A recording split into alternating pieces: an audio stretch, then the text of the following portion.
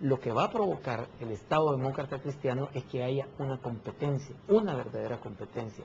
Vamos a decir, privados, usted tiene dinero, porque no sé si tú que has percibido esto, el televidente lo ha escuchado, la banca privada internacional tiene dinero. Y dicen, sí tenemos liquidez.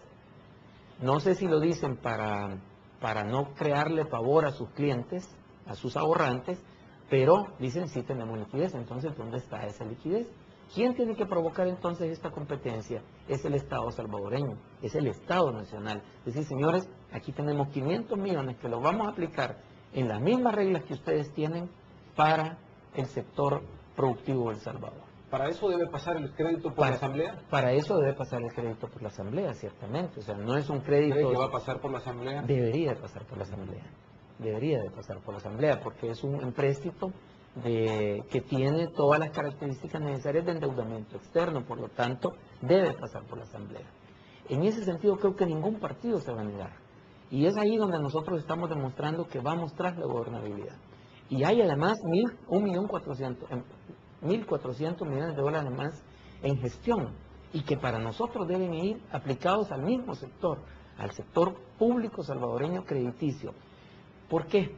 Porque de esta manera nosotros podemos incentivar y generar competencia. Hoy no hay, y además no tenemos leyes que controlen a la banca y le digan, porque no tenemos un banco central de reserva que tenga la capacidad de decirle al sector privado internacional bancario, señores, apliquen los créditos en esta medida. No pueden, salvo que manejaran estos créditos de 500 millones de dólares y el otro. Sin embargo, por ahí dicen, es que es muy caro el crédito, la administración de ese crédito. Bueno, nadie ha dicho que el crédito es barato hoy en día, porque no hay liquidez internacional. Sin embargo, el Estado salvadoreño, demócrata cristiano, y nuestros diputados actuales, van a ir tras eso, en la búsqueda de la democratización del dinero. El dinero, por supuesto, siempre concentra riqueza, pero esa riqueza no la va a concentrar en manos de privados banqueros internacionales, sino en manos del que va a generar dinero. Entonces, ¿a qué va a ir aplicado ese dinero? A la agricultura. Ojo, lo que va a pasar el próximo año es que ciertamente el Estado salvadoreño tiene que asegurar alimentariamente a los salvadoreños y salvadoreñas. Esta es una medida urgente, porque estamos dependiendo mucho de la importación de granos básicos, que puede ser que por cualquier motivo, hace poco me di cuenta, no fue público, pero tuve la oportunidad de darme cuenta, y no sé si persiste, de una disputa entre los queseros salvadoreños y los queseros nicaragüenses. Allá el queso en la frontera parado, con el gran riesgo de que se arruinara, y por otro lado, de desabastecer el mercado salvadoreño. Igual, Nicaragua le aplica otra visión a los salvadoreños, dice, un arroz que iba exportado hacia Costa Rica, detenido en territorio nicaragüense, porque tenía virus de algo.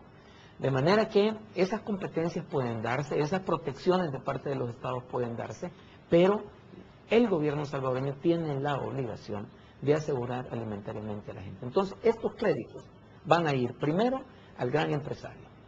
El gran empresario que tenga como visión reactivar el campo con un incentivo fiscal importante. A más trabajo generado, menos impuestos de renta pagados. Es decir, si usted tiene la tierra ociosa, pero de repente me demuestra que va a contratar 100, 200 campesinos para echar a andar la tierra, va a comprar tractores, va a hacer esto y aquello, obviamente el Estado le va a dar ese incentivo fiscal de cero tasa en concepto de renta.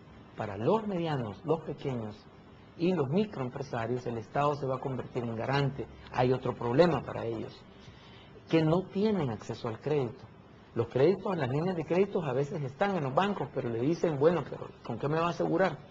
No, es que la tierra no me la ha dado el FINATA, o todavía le pertenece a lista, o no le puedo comprobar que esta tierra es mía, no hay... ¿Usted apuesta al pequeño agricultor, al pequeño al productor? Pequeño productor, al mediano productor, que realmente es la mayoría de gente. Acuérdese que después de la reforma agraria hay una limitación de la tenencia de tierra, pero además, que es constitucional, pero además hay microempresarios que no tienen acceso. ¿Cómo se financian estos proyectos hoy en día? Con el agiotista, con el usurero, con el coyote, como le dice la gente. Hablamos de la economía y de cómo generar empleo. Habla de entregar créditos, de facilitar desde el Estado esa entrega de capital, de trabajo. Claro. Pero ¿cómo es compatible esto con el tema corrupción? Ya hemos probado en el país la fórmula de el Estado tiene dinero, lo entrega, pero esto se vuelve corrupción, se vuelve amiguismo, se vuelve un compromiso político también. Bueno, este no es un tema de leyes, ni es un tema es un tema de comportamiento y de valores. Creo que es importante realmente buscar los mejores técnicos para adecuar esos créditos, esas cantidades de crédito al sector que lo necesita. Ciertamente en el pasado la banca nacional tuvo esa crítica, esa seria crítica del crédito por amiguismo, del crédito mal enfocado.